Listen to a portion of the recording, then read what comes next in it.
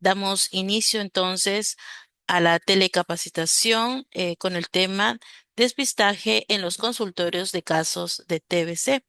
Nuestro ponente en esta mañana es el doctor Enrique Valdivia Núñez, médico neumólogo del Hospital Nacional Cayetano Heredia, también coordinador de la Estrategia Sanitaria de Prevención y Control de Tuberculosis en nuestra institución. Lo invitamos a dar inicio, doctor Enrique Valdivia. Muy buenos días. Buenos días, muchas gracias. Eh, Muy bonita la presentación del doctor Galloso. En realidad ha tocado todas las partes, dando pinceladas importantes.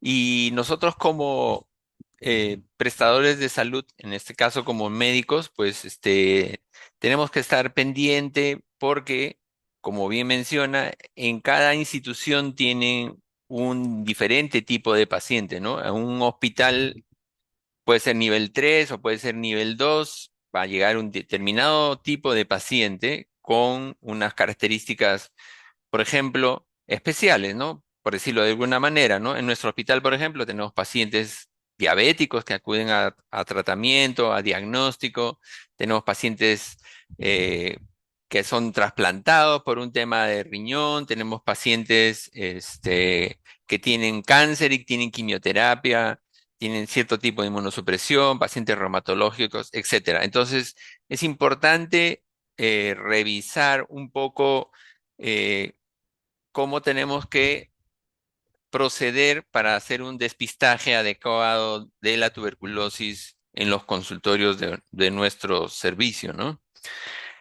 Muy bien. Entonces, el primer punto es el tamizaje sistemático de la tuberculosis, ¿no? ¿Qué significa? Que es la detección de personas que están en riesgo de desarrollo de la tuberculosis y que pertenezcan a un grupo de riesgo. Puede ser personal de salud, porque como bien lo mencionó el doctor Galloso, nosotros atendemos pacientes que vienen enfermos a atenderse y por lo tanto estamos en un mayor riesgo que la población en general de contagiarnos y o desarrollar enfermedad tuberculosa. Lo segundo es detectar qué personal tiene vulnerabilidad para tuberculosis. Y entonces, para pensar o recordar quiénes son más vulnerables, el primer grupo y gran grupo por estadística en el país lo constituyen los diabéticos, ¿no? El principal grupo más grande que tiene cierto nivel de inmunosupresión es la diabetes y eso está en relación al nivel de control de su glicemia, ¿no? Entonces, tenemos un grupo de pacientes diabéticos que son muy ordenados, que se controla muy bien su hemoglobina glicosilada, que es un indicador que nos permite saber que ellos están llevando bien su tratamiento, pero tenemos un gran grupo que son los que son, como decimos vulgarmente, los caseritos del hospital, que vienen por elevaciones de la glucosa, vienen por alguna complicación relacionada, que son precisamente ese su grupo de pacientes que son diabéticos, pero que tienen un control inadecuado de esa enfermedad, son los que tienen un alto riesgo y que son vulnerables de desarrollar tuberculosis.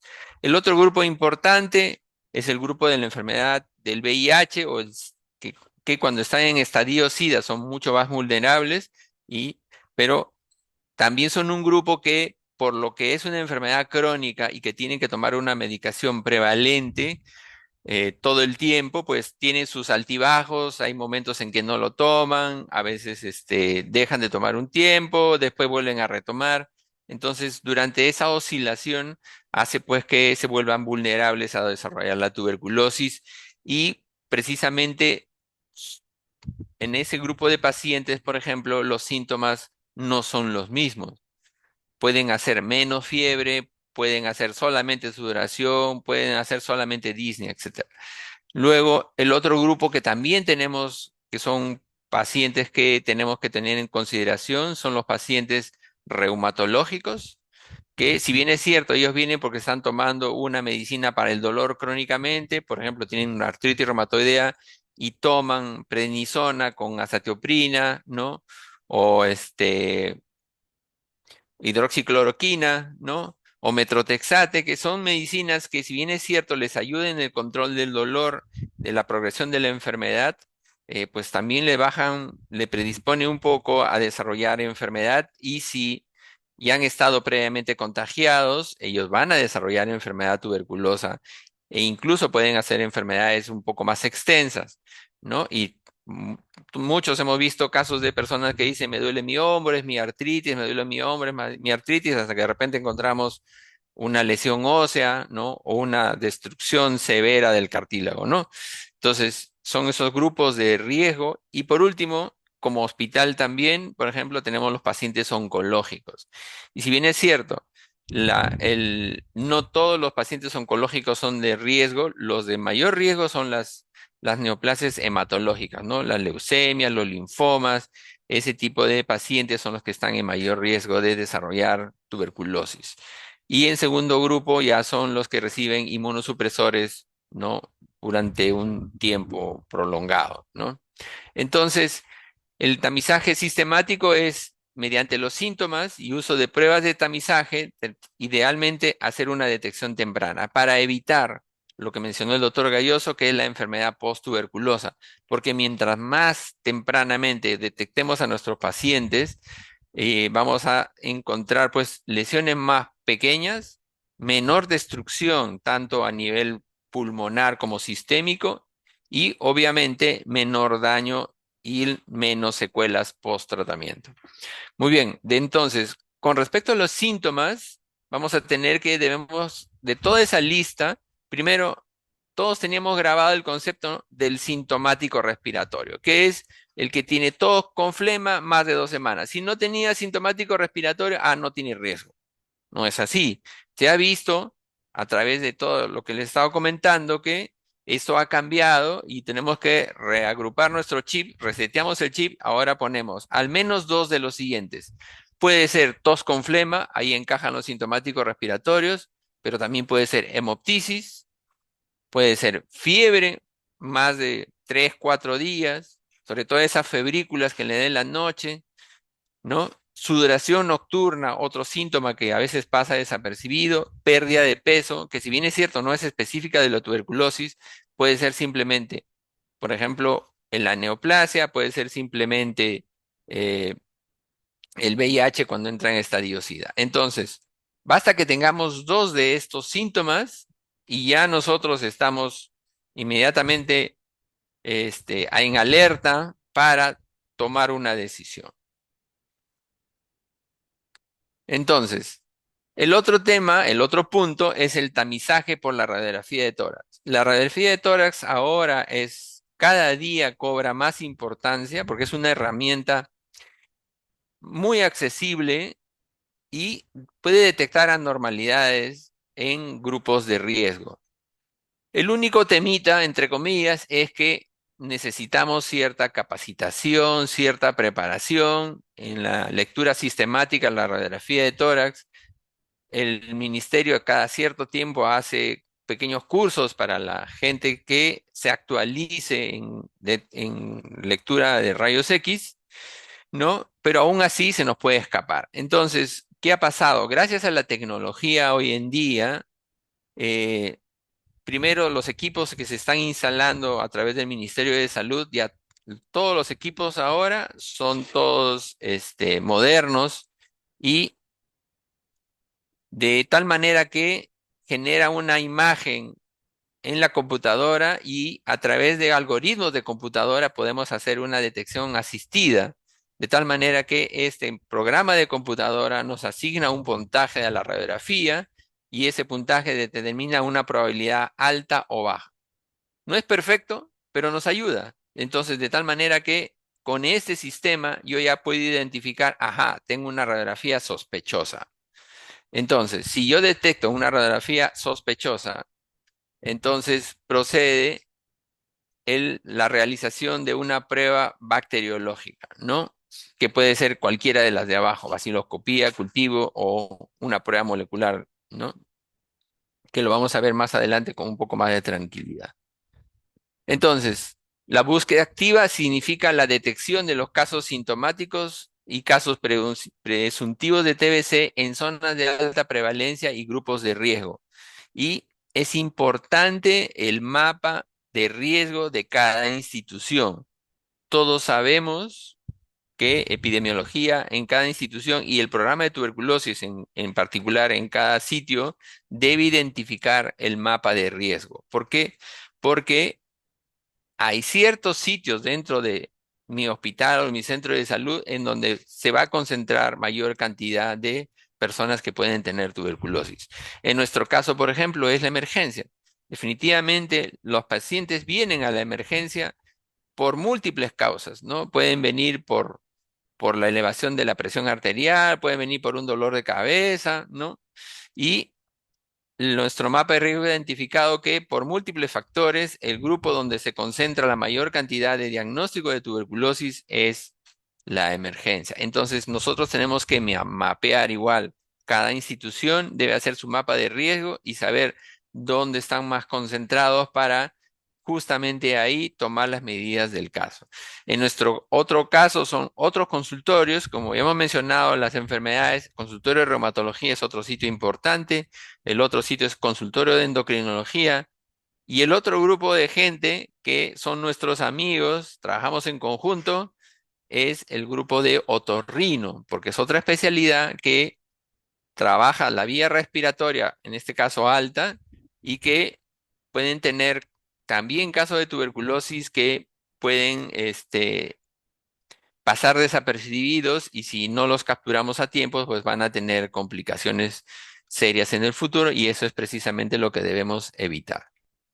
Entonces, una vez que hemos hecho nuestro tamizaje por síntomas, ¿no? Debemos tratar de identificar nuestro caso presuntivo y compete en primer punto la prueba bacteriológica. Si esta es positiva, inmediatamente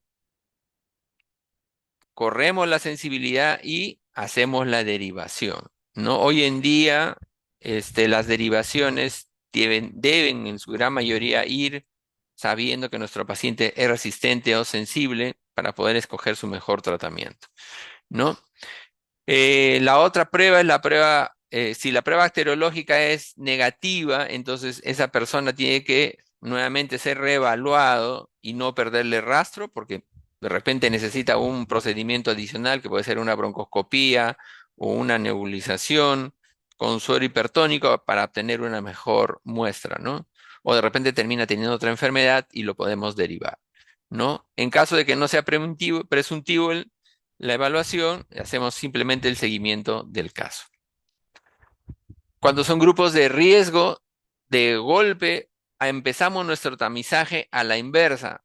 Empezamos con una radiografía de tórax anormal, una radiografía de tórax, ¿no? Si esta es normal, entonces va a una evaluación médica simple y si no es un caso presuntivo, no tiene síntomas, simplemente queda criterio si se le solicita una quimioprofilaxis, una evaluación de PPD para ver si tiene criterio para iniciar quimioprofilaxis, ¿no?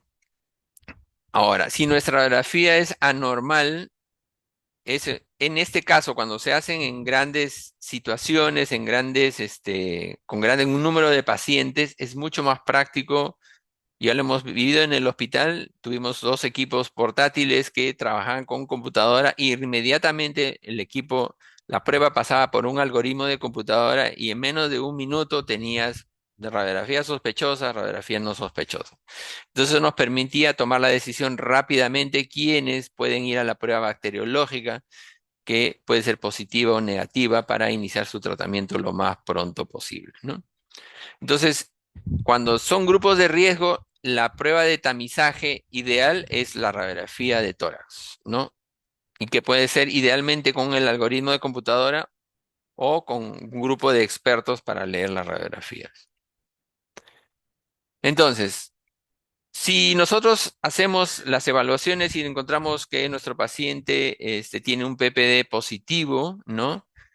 eh, pues nosotros debemos recordar que si uno tiene el PPD positivo y es reciente el viraje, yo estaba negativo y ahora estoy positivo, es en los primeros 2 a 4 años del viraje en donde la persona tiene más riesgo de desarrollar tuberculosis, ¿no? Siempre por ahí aparece, no, pero en la literatura dice que si yo tengo antes BCG, el PPD no sirve. Bueno, esa literatura es una literatura anglosajona, se han hecho varias tesis y trabajos nacionales y se ha identificado que esa interacción solamente está presente hasta el primer año de vida. Pasa el año de vida, el valor del PPD cobra real importancia, ¿no? Y ya, bueno, en algunos casos se puede acceder al IGRA, que es una prueba que mide el interferón gamma en una muestra de sangre, ya no es la colocación intradérmica, ¿no? Y, pero es una prueba bastante más costosa y no es una prueba que se pueda hacer como una prueba de campo por el alto costo que ello implica.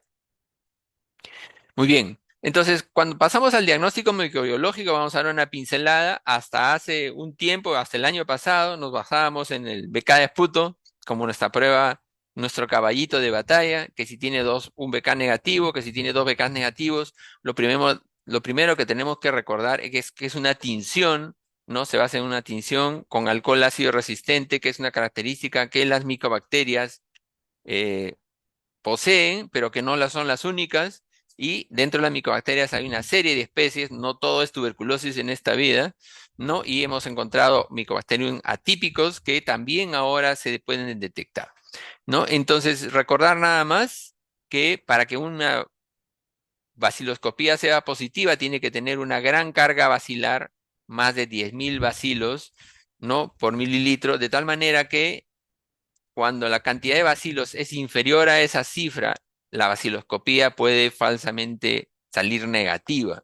Y entonces nosotros podemos decir, uy, nuestro paciente no tiene TBC.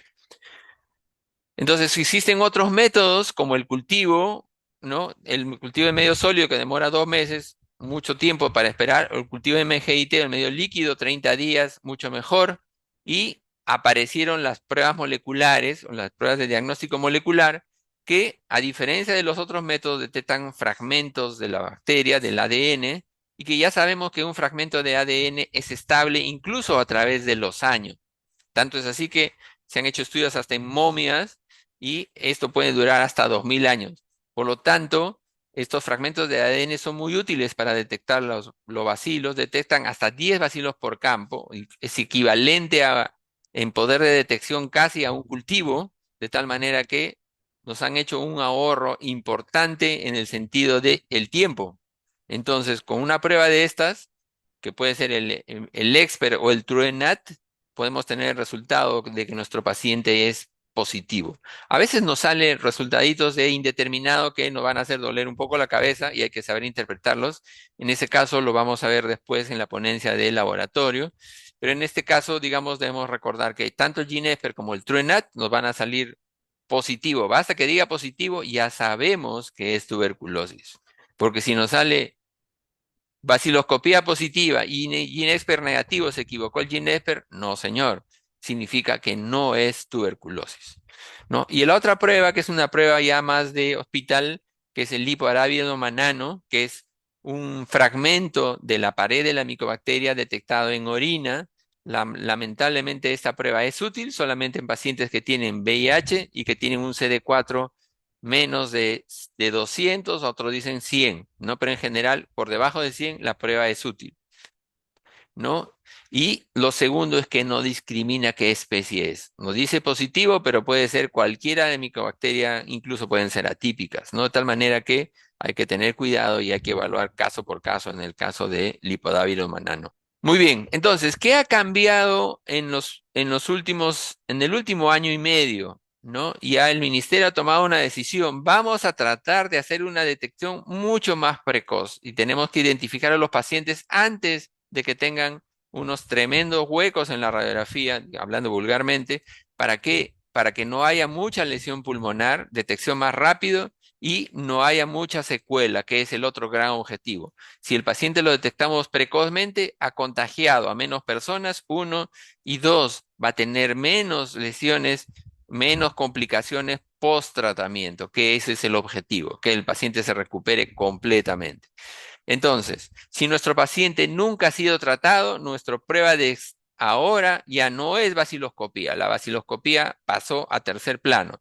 Entonces, si el paciente nunca ha sido tratado, es una prueba molecular que dependiendo de nuestro establecimiento puede ser el Ginesper y si estamos en algunos otros sitios donde no hay aire acondicionado en el laboratorio y el ambiente es difícil, e incluso con batería, ese es el Truenat. Ambos diagnostican tuberculosis de manera molecular. Si nuestro paciente ya ha sido antes tratado, lo vamos a dividir en dos grupos. El que tiene menos de 2 años. Si nuestro paciente tiene menos de 2 años, ya no es Ginesper, es BK por 2 y hacer un cultivo de medio sólido, ¿no? Y si nuestro paciente ha sido antes tratado y tiene más de 2 años de tratamiento, pues ahí sí recurrimos al cultivo de la prueba molecular, no, perdón, la prueba molecular seguido, o sea, de la mano con un cultivo, porque aun cuando hay estudios que incluso hasta 3 o 4 años, sobre todo los que tienen lesiones cavitarias, pueden tener cultivos, resultados de GeneXpert falsamente positivos. ¿Cuáles nos hacen sospechar más? Sobre todo el resultado de GeneXpert que dice baja carga, indeterminado. Ese es el primerito que dispara nuestras alarmas para decir de repente es el efecto del tratamiento previo. Si nos sale GeneXpert positivo, carga alta, no, ese paciente sí está nuevamente enfermo, por si acaso, ¿no? Y básicamente eso es todo lo que les quería comentar. Entonces es importante el hacer un tamizaje radio, incluir en nuestro tamizaje la radiología, sobre todo que últimamente en cada institución ya tenemos los métodos radiológicos de computadora, algoritmo de computadora, y el cambio importante que ahora tenemos las pruebas de tamizaje con GeneXpert, que es otra cosa que es muy útil porque nos permite hacer detecciones más tempranas. Muy bien, eso sería todo. Muchas gracias.